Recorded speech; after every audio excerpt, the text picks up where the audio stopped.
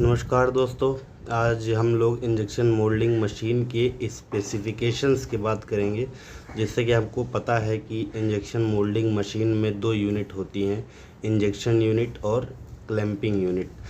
आज इस वीडियो में हम लोग इंजेक्शन यूनिट स्पेसिफिकेशन की बात करने वाले हैं।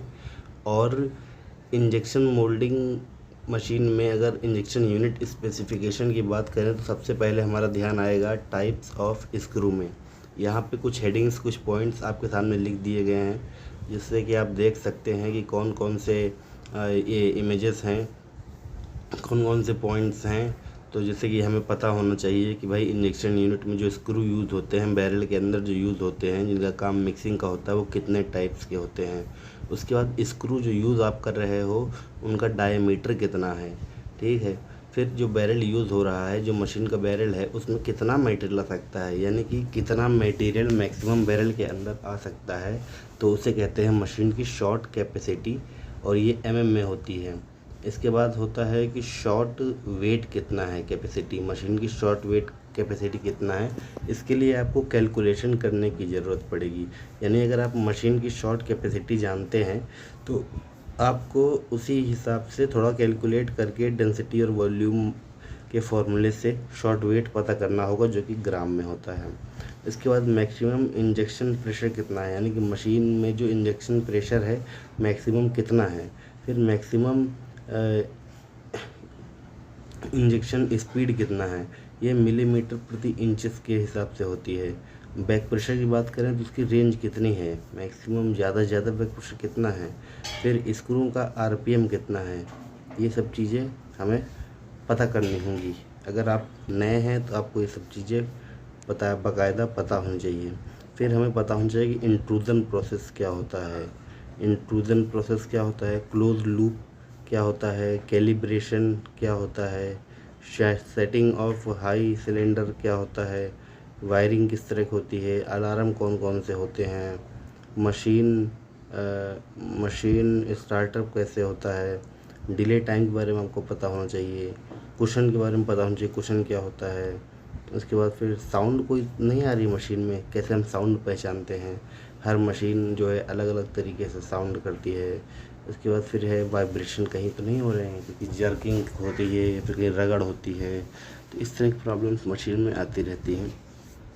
तो ये कुछ पॉइंट्स आपके सामने थे मशीन में। और अगर अभी हम सबसे पहले पॉइंट की बात करें टाइप्स ऑफ स्क्रू की, तो टाइप्स ऑफ स्क्रू में हमारे पास जो स्क्रू के जो टाइप्स हैं उनमें जनरल पर्पस स्क्रू जो कि सबसे कॉमनली यूज़ होता है वो होता है।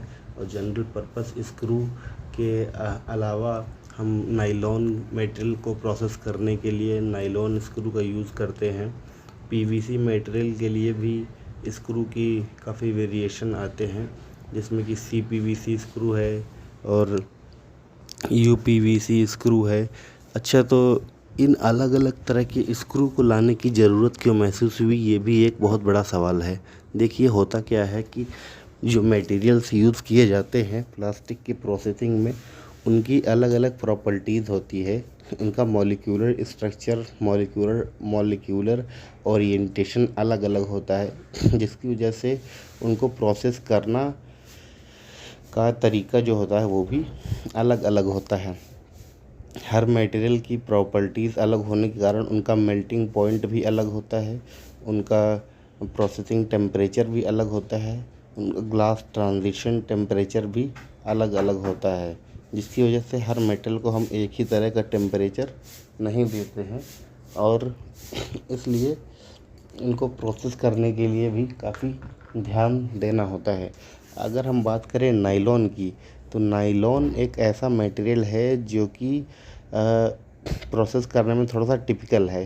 टिपिकल मतलब कि उसमें बहुत ज़्यादा सावधानी बरतनी पड़ती है, बहुत ज़्यादा ही ध्यान देना पड़ता है आपको। नायलॉन में ये होता है कि इसको प्रोसेस करने के टाइम कभी कभी अगर आप टेम्परेचर ज़्यादा कर देंगे तो मोल्ड में ही पीस फंस जाएगा, या फिर हो सकता है कि बर्न मार्क छोटा सा, या फिर ब्लैक मार्क तो बहुत ही आता है नायलॉन के पीसेस में। तो ये बहुत ही ध्यान देने वाली चीज़ें हो जाती हैं। उसके अलावा और अगर हम बात करें कि पीवीसी में आपको जैसे पता है कि CHCl3 इसका फार्मूला होता है, तो उसमें होती है क्लोरीन गैस। और क्लोरीन गैस कोई साधारण गैस नहीं है। तो इस मटेरियल को भी प्रोसेस करने में काफ़ी सावधानी बरतनी होती है। तो इन्हीं सब मटेरियल्स को ध्यान में रखते हुए इनके लिए अलग अलग तरह के स्क्रू बनाए गए हैं। नायलॉन के लिए नायलॉन स्क्रू बनाया गया है, जिसमें कि जो फ्लाइट डेप्थ होती है वो ज़्यादा ही गहरी नहीं होती है। और गहरी ना होने की वजह से क्या होता है, इनका L/D रेशियो भी कम रखा जाता है। गहरी नहीं होने की वजह से जो मिक्सिंग होती है, या ये कह लीजिए कि मेल्टिंग होती है, शियर स्ट्रेस जो शियर फोर्स हम जनरेट करते हैं वो ज़्यादा नहीं मिल पाता है। और ज़्यादा इन्हें चाहिए भी नहीं, क्योंकि बर्न मार्क और ब्लैक मार्क आने के चांसेस रहते हैं। तो इस तरह से पीवीसी में भी और नायलॉन में भी स्क्रू की मैन्युफैक्चरिंग करते हैं। दूसरी बात यह है कि जनरल पर्पस स्क्रू में जो होता है हमारा फीड जोन और मेट्रिक जोन और कंप्रेशन जोन। तो फीड जोन जो होता है वो स्क्रू की टोटल लंबाई का 25% होता है। और उसके बाद जो आता है वो आता है ट्रांजिशन जोन या कंप्रेशन जोन। तो ट्रांजिशन जोन और कंप्रेशन जोन ये पार्ट होता है 50% जनरल पर्पस स्क्रू में, और बाकी बचा 25% जो होता है वो आखिरी में मीटरिंग स्क्रू का होता है।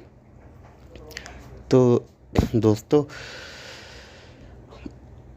इसमें जो फ्लाइट डेप्थ की बात करें तो फीड जोन में ज़्यादा ही डेप्थ होती है, और मीट्रिक जोन में भी थोड़ी सी डेप्थ और उतनी ही रहती है, लेकिन थोड़ी ज़्यादा रहती है। और मीट्रिक जोन में आते आते ये कम हो जाती है।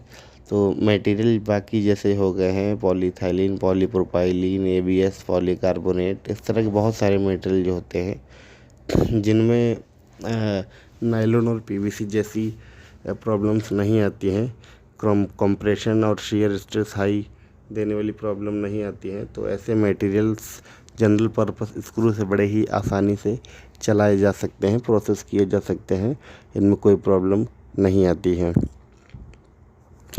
जनरल पर्पस स्क्रू के बाद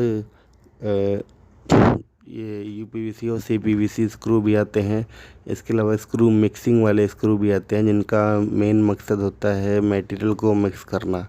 फ़िलहाल स्क्रू का यूज़ जो होता है वो हम लोग मटेरियल को मिक्स करने के लिए करते हैं। और मटेरियल को जैसे कलर प्रॉब्लम आ रही, कलर की कोई प्रॉब्लम आ रही है, तो उस चीज़ को कम करने के लिए भी हम स्क्रू का यूज़ करते हैं। और ये सब कुछ डिपेंड करता है कि स्क्रू का हेलिक्स एंगल कितना है। कॉमनली 17.65 रहता है हेलिक्स एंगल। और फिर L/D रेशियो बहुत मायने रखता है स्क्रू में, और उसका पिच क्या है स्क्रू की, स्क्रू का जो ये फ्लाइट डेप्थ है वो कितनी है, डायमीटर कितना है स्क्रू का। तो ये सब चीज़ें जो हैं बहुत ही मायने रखती हैं किसी प्रोसेस को बेहतरीन तरीके से समझने के लिए दोस्तों।